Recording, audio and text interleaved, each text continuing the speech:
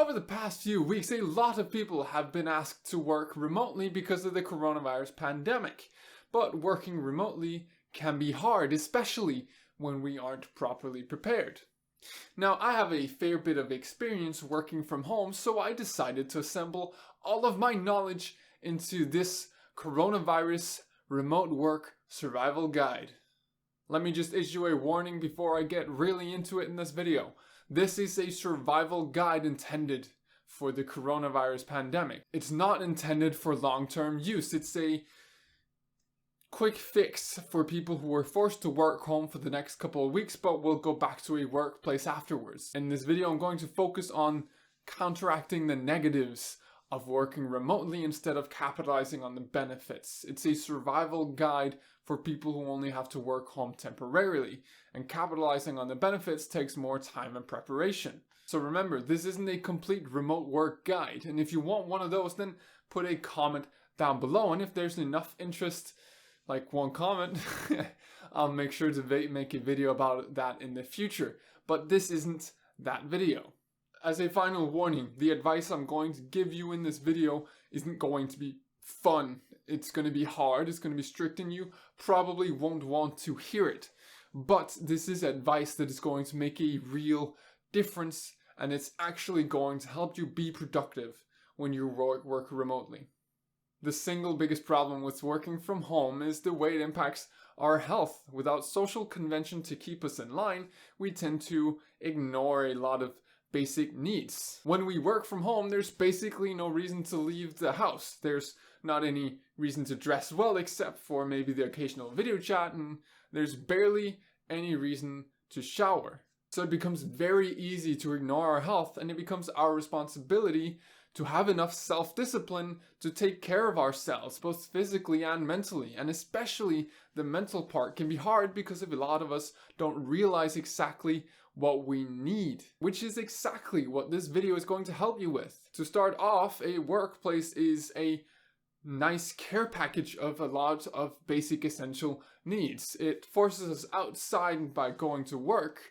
It provides us with social interaction every day, and it creates a much needed separation between work and time off. So when we work remotely, we need to fill these basic needs from home, but this has become increasingly difficult during this pandemic. Most important is our need for social interaction. Although a lot of us might not want to admit it, myself included, we do need a fair amount of social interaction throughout the day to keep us sane. And if we isolate ourselves for too long, we start to see a sharp decline in happiness and productivity. This need especially has become hard to fulfill because of this corona pandemic.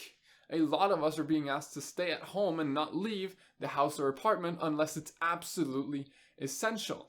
So we're forced to stay at home, but we still need this social interaction. Now, luckily, we live in a time where we have enough technology to communicate digitally. While it might be tempting just to chat through Messenger because it's easy and can be done anywhere, a voice or video chat is going to be a lot more effective at fulfilling our social needs. If you're stuck at home, then I highly recommend that you do at least one video or voice chat every day to help you stay sane. I think video chat is a lot better than voice chat because it gives us an opportunity to also see the other person and read some body language, but it isn't entirely necessary and not all of us have webcams. Alternatively, you and a couple friends of yours could get a cooperative video game and play it together. This is going to provide you with a lot of entertainment and a lot of social interaction because it's in the context of something else. This is my preferred method, but I have also been a gamer for several years and I understand that not everyone is used to playing video games. However, this could be an amazing opportunity to try out something new,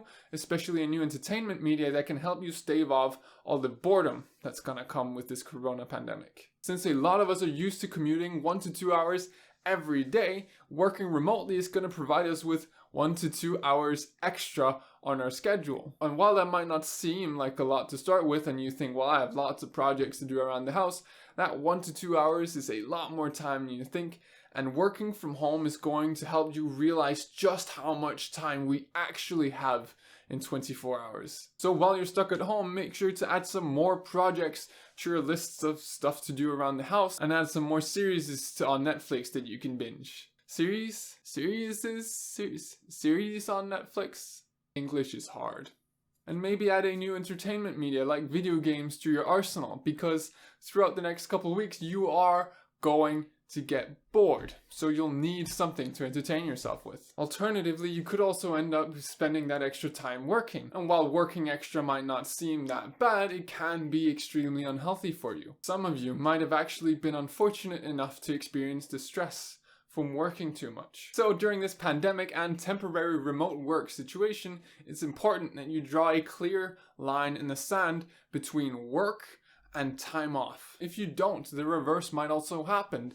Fun time can seep into work time and seriously cripple your productivity. To avoid both of those scenarios, I highly recommend that you put yourself on a strict schedule. Block off like 8 hours every day to work and then the rest for time off. And how you spend your time off is entirely up to you, but just don't work. Of course, if there's an extremely important deadline you need to meet, then it's okay to work from home like you would usually, but in any regular situation, don't work outside of those 8 work hours. Also, as a side note, make sure to wake up the same time every workday, like 8 or 9 a.m., even if there's no reason to wake up that early. Trust me, it's going to help you stay sane. A great way to start those 8 hours is with a video chat with your colleagues. Now, you don't actually have to talk about anything important, but having this call at the scheduled time every day is going to force you out of bed and it's going to force you into work clothes, which is going to help you a lot. Basically, pretend that you're at the office for those 8 hours. Actually, be at the office for those 8 hours. Your home office. Ideally, you'd have a separate room dedicated for your home office, but a lot of us don't have the space for that, so we'll have to figure out something else. Basically, all you need to do is create a designated area to work in. It doesn't have to be a closed off room as long as it's the same place every day for the next couple of weeks. The only requirement for this space is that you stay as far away as possible from the couch and from your bed. Working at the dining table is a great second option if you don't have a dedicated office. It's going to force you to sit upright, which is good for your health and helps you focus, and it's far away from the couch and from your bed, at least mentally. If you're forced to work out of your bed or your couch because you just don't have the room, then I do have a couple tips for you to help you stay productive all the same. The first tip, and I alluded to this before with the dining table example, sit as upright as possible. This is good for your back and your health because you're going to sit there for a long time, but it also helps remove the association you have between your bed and sleeping. Also, try to sit in a different spot on your bed or couch, or in a different way, like sitting perpendicular to the bed. Keep your workspace clean.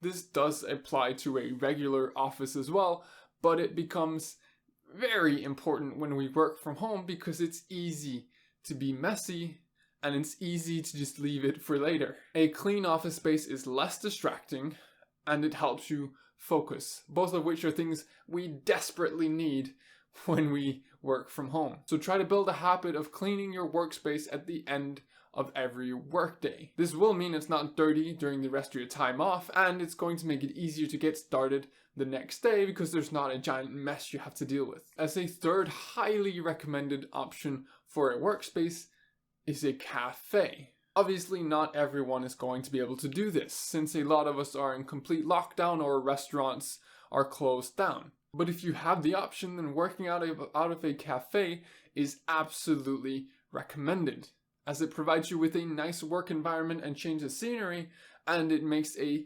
clear distinction and separation between work time and time off. A cafe is also a great option because it provides you with some fresh air and a little bit of exercise as you travel to the cafe. And although it might seem insignificant, the exercise and fresh air you get from going to the cafe, or that you would regularly get by going to and working out of the office, makes a big difference. Working from home means we lose the exercise and fresh air we would have regularly gotten, so working out of a cafe is a great alternative. But if it's not possible to work out of a cafe, then I highly recommend that you go for a short walk every day. And again, if that isn't possible, then open your windows wide in the morning and spend 10 minutes just getting some fresh air. It's going to make a massive difference. Also, try just to get a little bit of exercise in every morning, either by walking, as I talked about before, or by doing a few simple bodyweight exercises in your bedroom. So I alluded to this earlier, but wearing professional clothes is important. Just like our brain makes associations between an environment like our bed and an activity like sleeping, it also makes associations between what we wear and what we do. So your brain is used to suit means work time, and jogging pants means TV and candy. And I know it's tempting to just throw off your pants or just wear something more comfortable. But as I said at the start of this video, you aren't going to like the advice you're going to get, and it's going to be tough.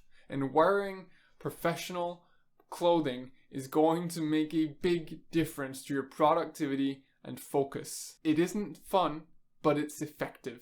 Ultimately, remote work provides us with all the freedom we could ever ask for. You can do anything you want whenever you want, as long as you get stuff done before the deadline. But without social convention to keep us in line, we become like children without parents to guide them. We'll end up eating candy for dinner because it tastes good, forgetting or just ignoring that there's no nutritional value to it. In turn, our happiness and productivity becomes crippled. I know it's hard, but everyone is going to have their challenges during this pandemic. And for those of us who are forced to work from home, our challenge is to be our own parents and have enough self-discipline to take proper care of ourselves. Working remotely can have a ton of different benefits, but those benefits aren't going to help us during this pandemic. So all we can do is do our best and survive remote work. If you enjoyed this video and found it helpful, then make sure to hit the like button and also hit the subscribe, as I will be posting more videos like this in the future. And put your thoughts down in the comments below. Are you forced to work from home, or are you working out of an office right now? And where are you from, and what's the situation like where you're at right now?